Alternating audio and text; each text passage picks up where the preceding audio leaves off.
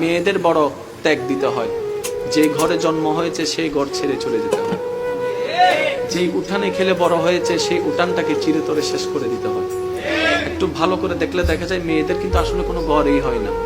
বাবার কাছে থাকলে বাবার বাড়ি, স্বামীর কাছে থাকলে স্বামীর বাড়ি, ছেলের কাছে থাকলে ছেলের বাড়ি, নিজেদের আসলে কোনো বাড়ি হয় না।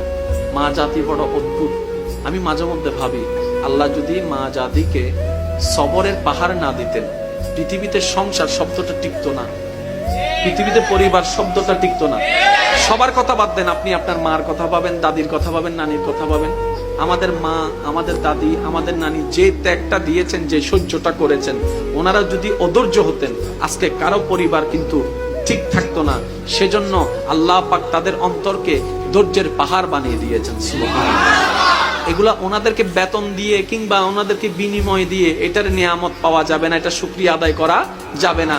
সেজন্য আমি অনুরোধ করব, সন্তানরা মা বাবার প্রতি আন্তরিকতা শ্রদ্ধা রাখুন, স্বামীরা স্ত্রীর প্রতি মায়া ভালোবাসা রাখবেন, মুরব্বীদের প্রতি শ্রদ্ধা রাখবেন। কারণ ওই মহিলাদের ত্যাগ, ওই মা বোনদের, দাদি নানিদের ত্যাগ আমরা কখনো টাকা দিয়ে বিনিময় দিয়ে কখনো প্রতিদান দেওয়া যাবে না। আমরা দিতে পারি একটা ভাবে, প্রতিদান নয়, সেটা হচ্ছে মায়া দিয়ে, ভালোবাসা দিয়ে, সম্মান দিয়ে। আল্লাহ আমাদের সবাইকে বুঝার তৌফিক দান করুন। এবার ইমানদার ভাইরা একটু মনোযোগ দিবেন। কষ্ট হচ্ছে আপনাদের? সবকিছু কোরআনে, কোরআনটা আল্লাহ ফিট করে দিলেন নবীর অন্তরে। ঠিক আছে, এই কথাটা একটু মনে রাখবেন। এবার সামনে আসেন। প্রথমে বিয়ে দিবেন কাকে? বড়জন, তারপরে সেজ, তারপরে ছোট।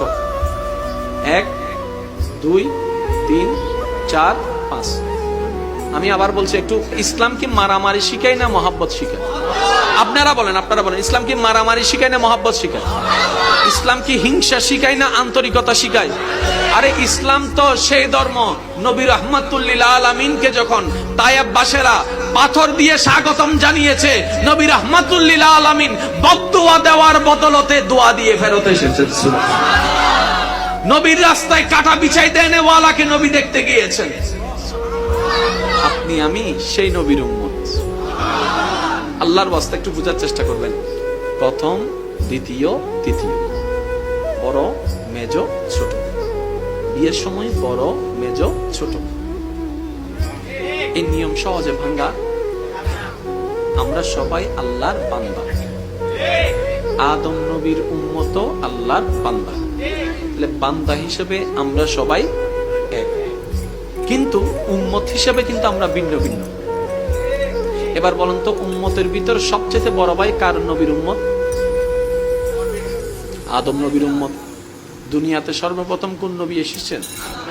তো ওনার উম্মতেই সবচাইতে সিনিয়র।